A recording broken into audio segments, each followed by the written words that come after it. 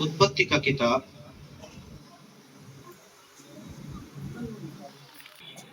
उत्पत्ति का किताब 3 अध्याय।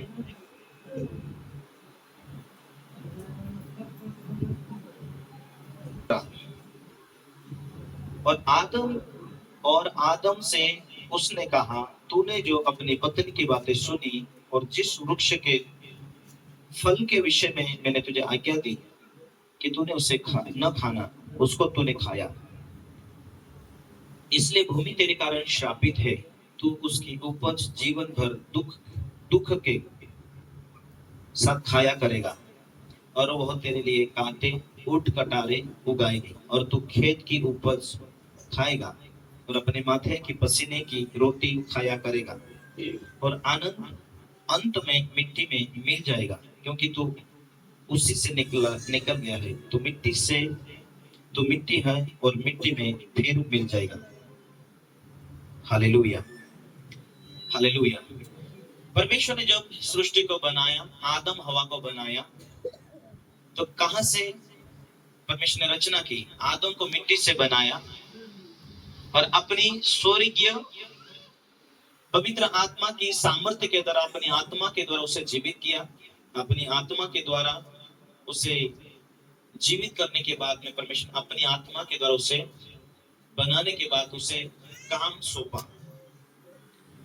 जब परमेश्वर ने अपना काम सौंपा उसे, जब तक प्रभु का काम को वो देखा कर रहा था, जब तक उसने फल नहीं खाया, आदेश नहीं तोड़ा, तब तक उसके जीवन में क्या थी? सामर्थ्य थी, आनंद था और आशीष था। उसके जीवन में किसी बात की कमी नहीं थी और वो चिंतित नहीं रहता था, क्योंकि परमेश्वर ही उसे संभालता था।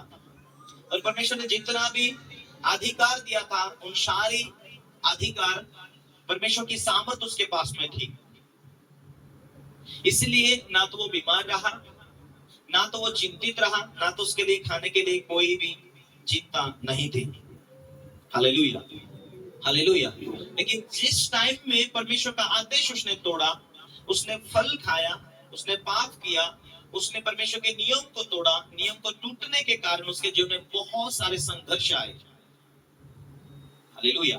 फिर भी परमेश्वर, दयालु परमेश्वर ने उन्हें निकाल तो दिया वहां से, लेकिन आशीष दिया, फलो फूलो पृथ्वी भर जाओ करके।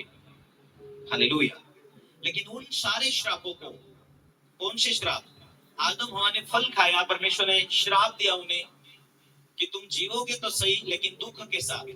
हे स्त्री, तूने फल खाया, मेरी बातों को तोड़कर तूने सांप की बातों को माना, हेवा, इस कारण तेरे गर्भ का पीड़ा बढ़ा दिया जाएगा। तू जो बालक को उत्पन्न करेगी तो उस समय तुझे सबसे ज्यादा पीड़ा होगी। परमेश्वर ने आदम को कहा, तूने अपनी पत्नी की बातें माना, इसलिए तुझे फ्री खाना नहीं मिलेगा, तुझे बगीचा से बाहर जाकर मेहनत करना पड़ेगा। और उसे मेहनत करना पड़ा। पसंदी की रोटी तू खाया करेगा, फिर मिट्टी से बना तो फिर मिट्टी में मिल जाएगा। हालेलुया। जब तक वो आदेश में था, तब तक उसके जीवन में कोई चिंता नहीं थी। आदेश टूटा, उसके जीवन में टेंशन आ गया। कितने लोग समझ रहे? Hallelujah, hallelujah. सारे श्राप उनके ऊपर आए, मेहनत करना पड़ेगा बहुत ज्यादा, और तेरे लिए जो जमीन कांटे उठ काटरे उगाएगी। जब तक उन्होंने परमेश्वर का आदेश नहीं तोड़ा, तब तक कांटा का कोई चीज नहीं था, कोई झाड़ नहीं परमेश्वर ने बनाया नहीं था। हर झाड़ पेड़ खाने के लायक थे, सुंदर सुंदर थे, लेकिन उनको काटा उन्हें दुख देने के लिए नहीं था। लेकिन जिस समय उन्होंने आदेश को तोड़ा, उस समय वो श्राप के कारण कांटा पैदा हुआ। हालेलुया। आपके शारीरिकता के जीवन में यदि देखें, तो यदि आपके जीवन में यदि आज भी तकलीफ या चुभने वाली बीमारी जैसी या तकलीफें, मुसीबतें जीवन में बहुत आपकी लाइफ को थका दे, ये एक श्राप को दर्शाता है, ये एक बंधन को दर्शाता है। हालेलुया। लेकिन हमें आशीष देने के लिए, उसने हमें छुटकारा देने के लिए क्रूस के ऊपर बलिदान हुआ। हालेलुया। परमेश्वर का वचन कहता है, क्या तुम उसके वचनों को मानोगे, उसके आदेश को मानोगे? क्या तुम उसकी उपस्थिति में चलोगे? क्या तुम उसकी इच्छा के अनुसार जियोगे? क्या तुम उसके मार्ग पर चलते रहोगे? हालेलुया। जिस दिन यीशु मसीह ने क्रूस के ऊपर बलिदान हुआ, उस दिन से सारे श्राप को तोड़ दिया। अभी तुम्हें श्राप के नीचे धूप उठाने की जरूरत नहीं। हालेलुया। लेकिन तुम वचनों में श्राप किनके लिए आजाद हो जाते हैं? जो विश्वास करते कि यीशु ही प्रभु है। बाइबल ये कहती कि जितनों ने उस पर विश्वास किया वो लज्जित नहीं होंगे। जो विश्वास करे बपतिस्मा वाले, उसका उद्धार होगा। विश्वास करने के बाद में तुम्हें वचनों के द्वारा निर्णय करना है। तुम्हें जीने के लिए ये निर्णय होना चाहिए कि यीशु ही प्रभु है,